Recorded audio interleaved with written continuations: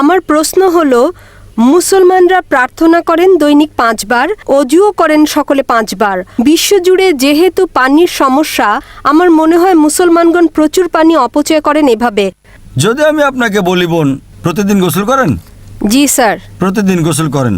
জি। অজু করার জন্য অজু আপনি 1 ঘট পানি দিয়েও করতে পারেন, 1 ঘট। ঠিক আছে। গোসলে আপনার কয় লিটার পানি লাগে বোন? কখনো মাপিনি। একটা আনুমানিক 1 বালতি তো লাগেই। জি। 1 বালতি পানি মানে 20-25 লিটার। তো আমি আপনাকে বলবো যে এতে অনেক পানি অপচয় হয়।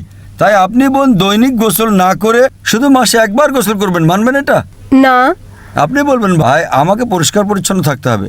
আপনি যেমন প্রতিদিন পরিষ্কার থাকতে চান, তেমনিভাবে আমরা মুসলিমরাও নামাজ পড়ার আগে আমরা চাই যে পবিত্র হয়ে উপস্থিত হই। তার সাথে আমরা গোসলও করি।